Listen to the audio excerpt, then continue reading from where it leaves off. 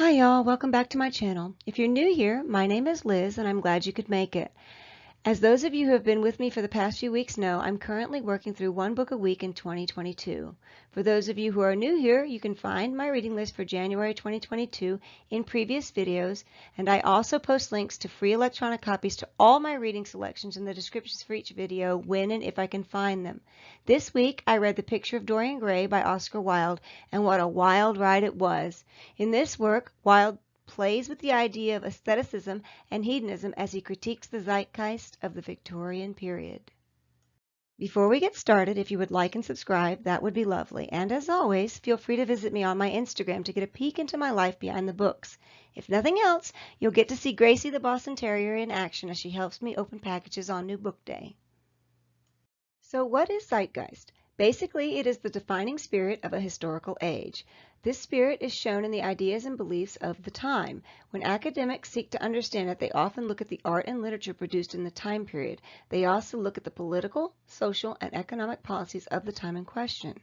As anyone who has studied the Victorian era knows then, the zeitgeist of this period consisted mainly of strict social rules and clearly defined class hierarchy. It also included some pretty close-minded views regarding gender and sex when compared to today's standards. Bear in mind, though, that the Victorian era was a period unto itself, and its morality or lack of openness to alternative lifestyles and gender ideals should not be judged by modern standards. Victorians were also not as rigid as we have come to believe when you got them behind closed doors.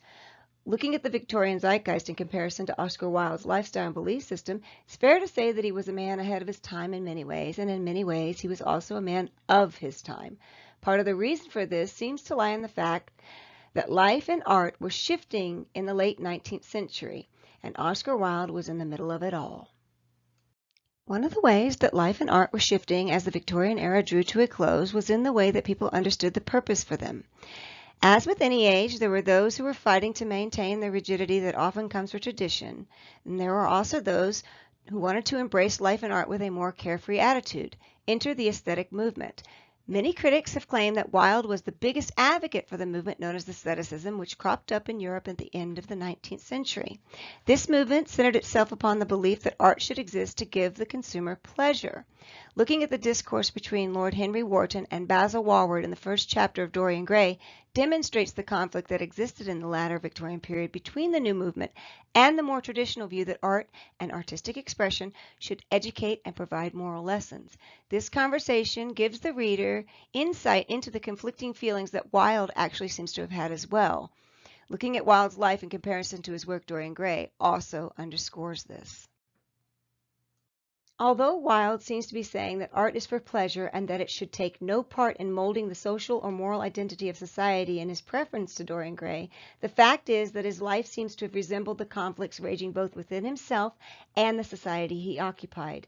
Dorian Gray thus seems to be a critique of those excesses and Wilde's attempt to make sense of them all, as well as to demonstrate what can occur if too much social control is ignored.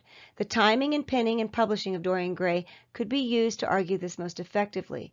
Dorian Gray was penned and published in 1890. Incidentally, this is the same time in which Wilde began a love affair with Lord Alfred Bruce Douglas. The age gap between Douglas and Wilde is expressed in the novel through the age gap between Dorian and Basil. Could it be, then, that Dorian Gray the novel is just one long love letter to Douglas, which expresses Wilde's own fears regarding what will happen to him if he's publicly outed? When you consider the novel Dorian Gray in this way, it seems to almost be like foreshadowing the art that would imitate his life, as in 1893 Douglas's father would accuse Wilde of being a sodomite. This accusation would see Wilde put on trial for gross indecency in 1895, effectively killing Wilde's social standings in London circles. When Wilde was released in 1897, he went to Paris, just as Basil was supposed to have done. And once he arrived in Paris, he converted to Catholicism and lived quietly for the most part until his death in 1900. Before he became the shrinking violet of Paris, Oscar Wilde lived a life of flamboyance that flew in the face of his Victorian contemporaries. This seems to be echoed in the sentiments of the poisonous yellow book that Dorian is gifted by Lord Henry. It should be noted that yellow was the color that symbolized decay and rot for Victorians. Critics also agree that this book is most likely Hyman's decadent 19th century novel, which has been translated as Against the Grain or Against Nature. This book sends Dorian down the path of hedonism and debauchery as he begins to seek out anything and everything that is aesthetically pleasing to him in order to surround himself with it. Dorian also participates in every pleasure of the flesh that strikes his fancy, much to the chagrin of Wilde's editors, who cut out big sections of the book to avoid an outcry of immorality. This outcry eventually followed anyway, when Wilde insisted that some of the content be put back in. This fight between his editors, the public, and himself could explain the preface of the book, where Wilde defends art for art's sake. Regardless of the reason behind the preface, one thing holds true. Dorian's downward spiral into immorality and debauched behavior will eventually culminate in the murder of Basil Hallward. With this one action, the artist that created the beauty is now dead, as is the decadence and decay that the beauty created. The death marks a shift in Dorian's character, as beauty and the pursuit of pleasure no longer hold any joy for him. It begs the question, though, did the painting drive Dorian to do it, or did the yellow book? Does surrounding yourself with too much beauty eventually drive you mad as you seek to raise the bar when looking for the next beautiful thing to own or possess? All worthy questions for further examination. While the poisonous yellow book seems to play as big a role in Dorian's life as the painting, it's not the only place that yellow can be seen throughout the novel. Oscar Wilde also brings the color yellow into the novel in several places to foreshadow the death and decay to come. For instance, it is present in the yellow and red roses that Dorian sees as he wanders aimlessly after dumping Sybil Vane. Red, the color of love and passion, of course, and yellow, the color of decay. There are also yellow roses the next morning at breakfast as Dorian ponders the change in the portrait. Dorian also sips on yellow wine as he denies having seen Sybil after the show the night she killed herself. Dorian mentions yellow's crow's feet when he discusses how the body ages as well. There are also grave yellow shawed tonsils plucking at the strange strings of monstrous lutes when Dorian considers his pursuit in the art of collecting things dealing with music. And there are rose pink and wine yellow topazes in his jewel collection. Finally, the yellow jonquils that bloomed and died many times can be found on his embroideries. The list goes on and on. The use of yellow in various places in Dorian's collection seems to symbolize that the more he tries to fill the hole in his soul with things, the more the pursuit of these things adds to the decay of his soul itself.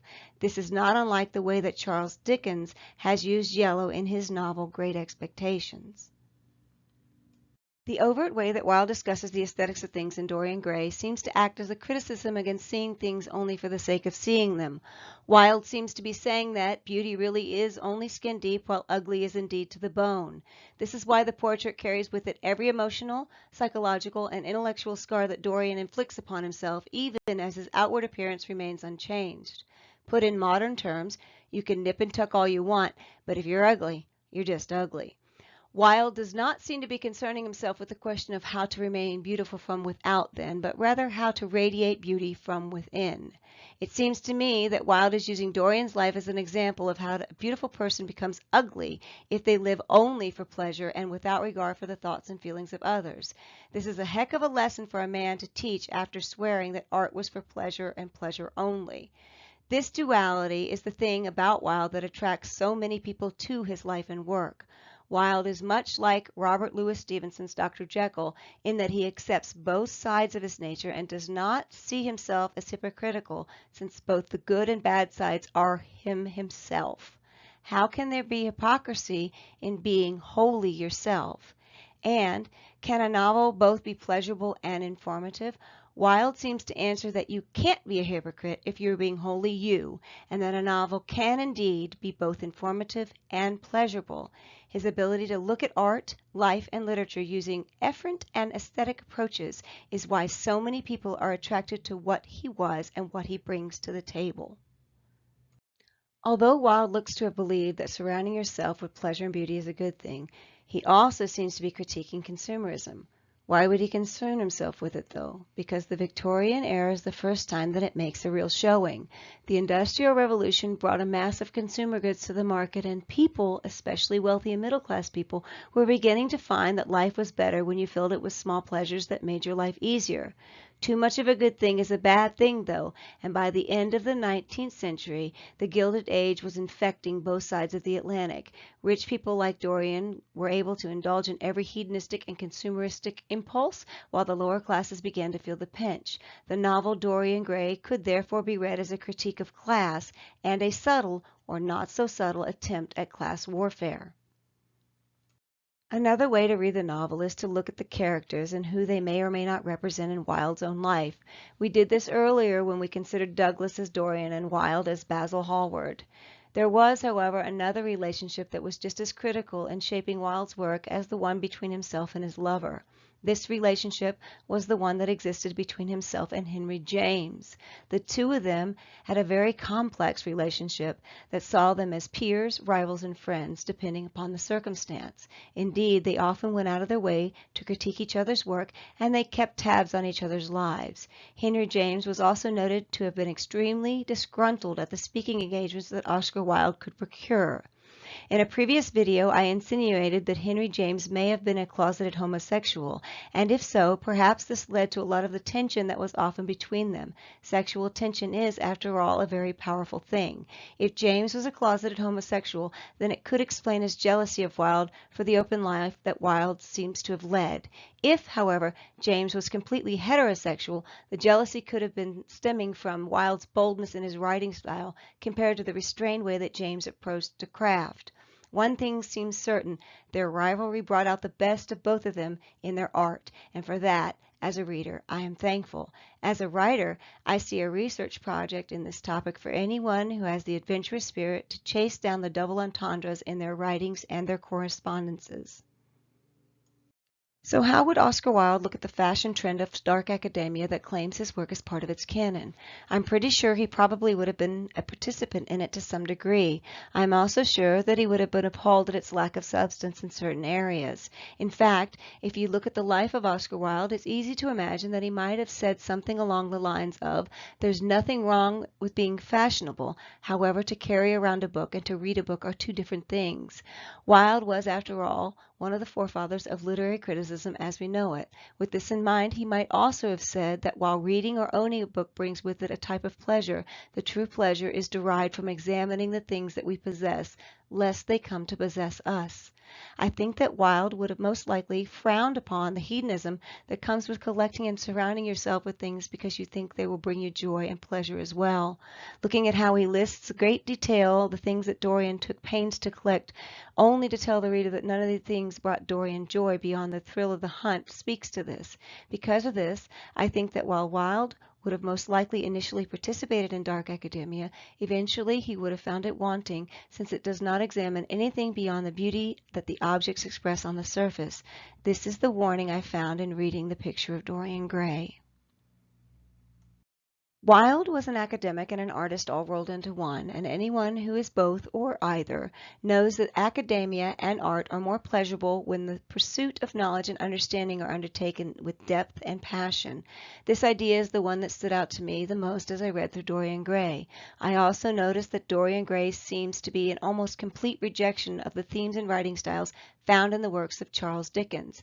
The formality of language used and the overt life and social lessons that Dickens takes pride in weaving into his works can be found in places like the works of Henry James, but in the works put forth by Oscar Wilde, they seem almost beautifully subtle. In fact, I told a few friends of mine that reading Oscar Wilde after reading Henry James was a bit like eating a sugar cube after licking a spoonful of mustard. Part of this is the difference in writing style, but part of it is the way that James and Wilde approached the strange, wonderful, and often confusing human experience that we know as living. While James clearly seems to have been inspired by Charles Dickens, Wilde seems to be writing in conflict with him, but that's not to say that Wilde did not take inspiration from others. Indeed, there is definitely an air of Mary Shelley's Frankenstein and Robert Louis Stevenson's The Body Snatcher in the scene involving the disposal of Basil's body by Dr. Campbell. Wilde also seems to have been inspired by other places and other times. This is not unlike how his work has inspired Tolkien's distaste for allegory in much the same way that Dickens seems to have inspired C.S. Lewis's embrace of it. There are also similarities between Wilde's Dorian Gray and E.L. James's Christian Grey upon deeper examination. As fun and fascinating as Oscar Wilde and Dorian Gray were, it's time to move on. Next week I will be changing directions as I read Wilkie Collins's 1859 work, The Woman in White. This detective story was based on a true story that Collins found in a French book about true crimes. Will it end up feeling like Robert Louis Stevenson's The Body Snatcher? Or is the writing style of Collins much like Oscar Wilde? We'll find out together next week. Until then, have a great one, y'all.